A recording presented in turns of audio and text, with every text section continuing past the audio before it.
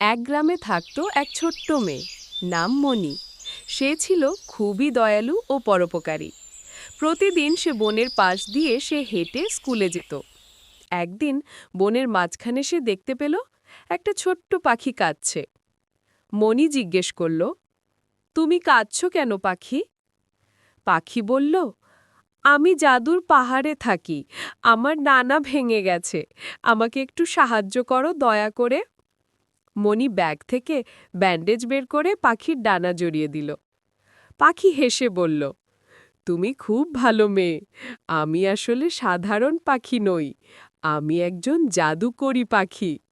এই জাদুর কলসিটা তোমাকে দিচ্ছি, এতে প্রতিদিন তুমি একবার যা চাও তাই পাবে। মণি খুশি হয়ে কলসিটা নিয়ে বাড়ি ফিরল। সে প্রথম দিন বলল, আমার পরিবারের জন্য অনেক খাবার চাই। কলসি থেকে এক ঝাঁক খাবার বেরিয়ে এলো।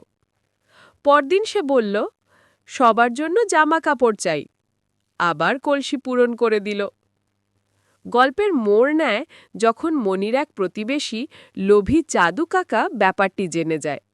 তিনি রাতের আধারে কলসি চুরি করে নেন। চাদু কাকা কলসিকে বললেন, আমাকে সোনা দাও, অর্থ চাই, রাজপ্রাসাদ চাই, হাজার হাজার টাকা চাই। কলসি হঠাৎ হেসে উঠল এবং বলল, লোভীদের জন্য আমি কাজ করি না। তারপর চাদু কাকা নিজের ভুল বুঝতে পারল এবং কলসি নিয়ে মণির কাছে ফেরত দিয়ে আসলো।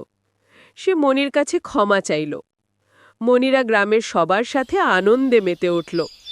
শেষে গ্রামের সবাই মণিকে ভালোবাসতে লাগলো আর বুঝতে পারল, দয়া আর পরোপকারে মিলবে সুখ, কিন্তু লোভে আসে দুঃখ।